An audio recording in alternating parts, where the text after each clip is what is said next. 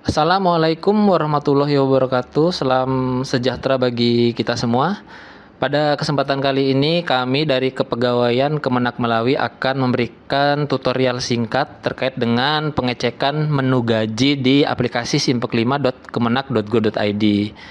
Nah, ini diperuntukkan untuk sementara CPNS dan PNS, sedangkan untuk P3K menyusul sebagaimana yang telah kami informasikan sebelumnya di grup Kemenak Malawi, yaitu bahwa ke depan mungkin bulan Juni atau Juli pembayaran gaji pokok dan tunjangan melekat akan berdasarkan dari data yang ada di Simpek 5. Oleh sebab itu kita masing-masing pegawai wajib mengecek apakah data kita yang di Simpek 5 sudah sesuai atau belum.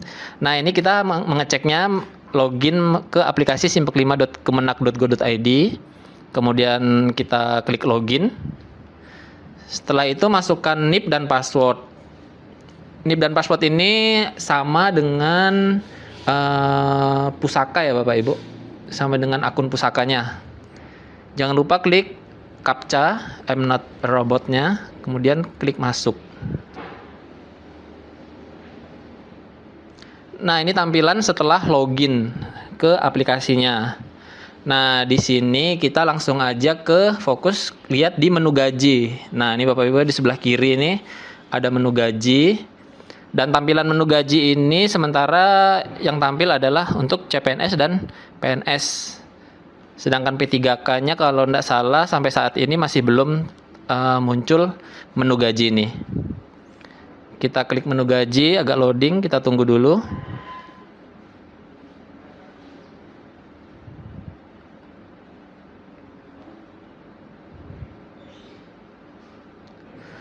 Nah, di sini sudah tampil menu gajinya seperti ini Bapak Ibu. Ada nominal-nominalnya ya. Nah, di sini ada gaji pokok, ada tunjangan kinerja, GTM itu adalah gaji tunjangan melekat. Bentuknya adalah estimasi. Kenapa estimasi? Karena ini belum dipotong oleh BPJS Kesehatan, belum dipotong oleh Taspen. Nah, jadi ini masih yang utuhnya. Kemudian ini total kotornya Bapak Ibu ya. Ini juga estimasi karena ini belum potongan, belum termasuk potongan sekali lagi. Yang perlu kita perhatikan adalah di gaji pokok dan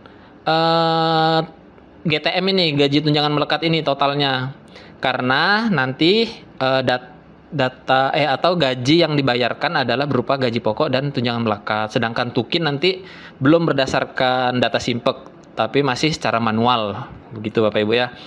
Apa yang harus kita cek? Yang pertama adalah gaji pokok. Pastikan gaji pokok Bapak Ibu itu bisa dicek sesuai dengan peraturan tentang gaji, yaitu peraturan yang tahun 2024. Itu disesuaikan dengan pangkat, golongan, dan masa kerja. Dilihat di tabelnya apakah gaji pokoknya sesuai. Nah, ini kita cek juga di masa kerja kumulatif. Nah, masa kerja kumulatif ini adalah masa kerja dari Bapak Ibu CPNS. Sejak Bapak Ibu CPNS sampai dengan sekarang, apakah sudah sesuai nih 5 tahun 6 bulan. Nah, kemudian masa kerja golongan. Nah, masa kerja golongan kenapa berbeda? Karena masa kerja kumulatif dan golongan ini berbeda. Kalau masa kerja golongan itu dihitung berdasarkan kenaikan gaji berkala. Nah, kalau ini kebetulan memakai akun saya sejak CPNS sampai sekarang saya baru 5 tahun 6 bulan. Sedangkan masa kerja golongan saya baru 2 kali kenaikan KGB. Sehingga kalau KGB itu kan per 2 tahun ya untuk CPNS PNS golongan 3, sehingga di sini ininya 4 tahun 0 bulan. Ini bisa dicek di menu KGB nanti, di sini menu KGB. Tapi itu nanti kita ngeceknya ya Bapak Ibu. Kita fokus yang ke sini dulu.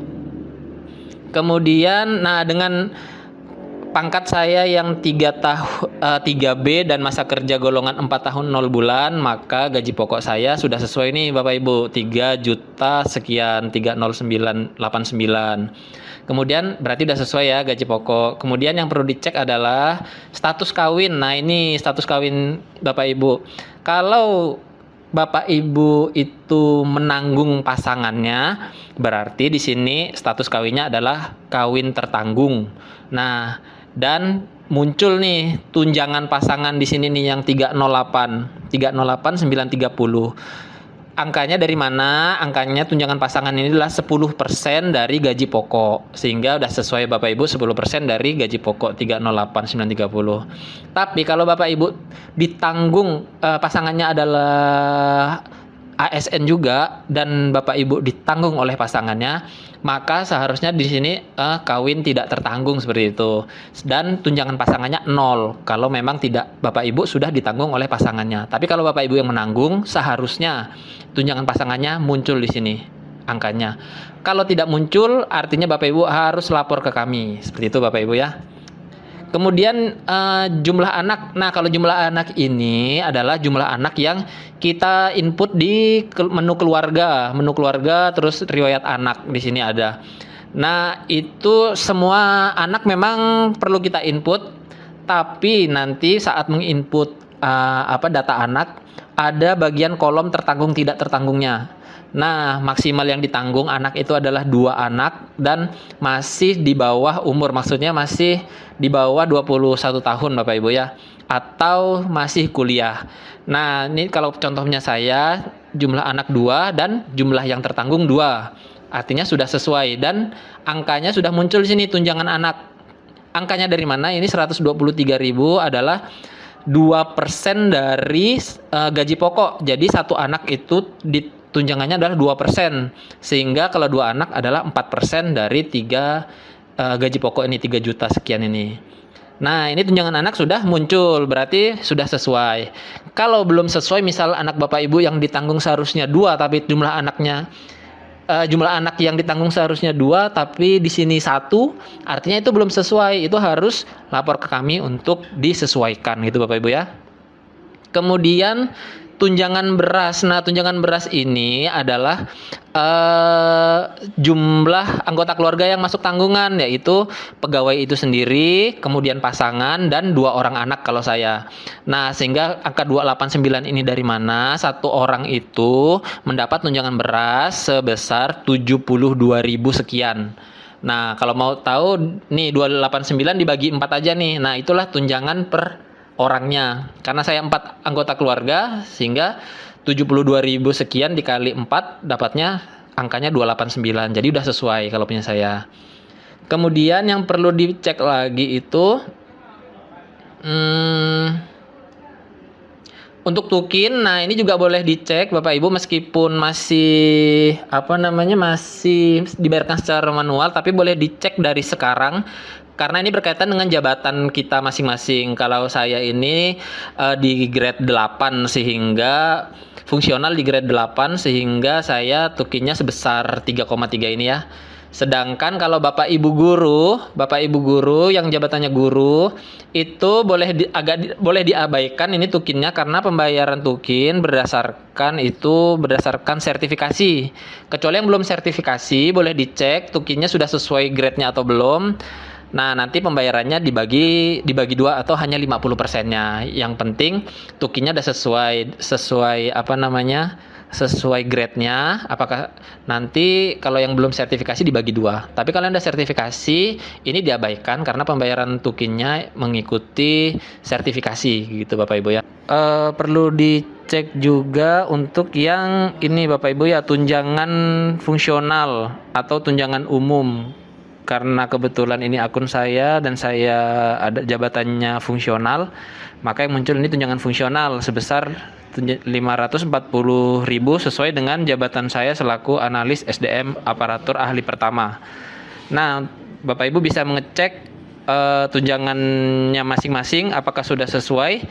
Kalau guru berapa dilihat di ketentuannya, dan kalau pelaksana ini mungkin masuknya nanti di sini. Apakah sudah sesuai? Kalau sudah sesuai berarti sudah aman, seperti itu. Oh iya Bapak Ibu, jabatan ini juga harus dicek ya. Untuk yang fungsional, apakah sudah sesuai? Apakah ahli pertama, muda atau madya, harus dicek juga karena itu berkaitan dengan tukinnya nanti, besaran tukin. Oke Bapak Ibu, saya kira sudah cukup jelas tutorial singkatnya. Oh ya, ini pangkat golongan di sini bisa juga. Nah, bisa juga dicek di atas ini pangkat golongannya. Nah, saya rasa sudah cukup lengkap ya tutorial singkatnya. Apabila ada pertanyaan bisa japri ke kami di Kepegawaian Kemenak Malawi. Demikian kurang lebihnya. Mohon maaf apabila ada kekurangan. Wassalamualaikum warahmatullahi wabarakatuh.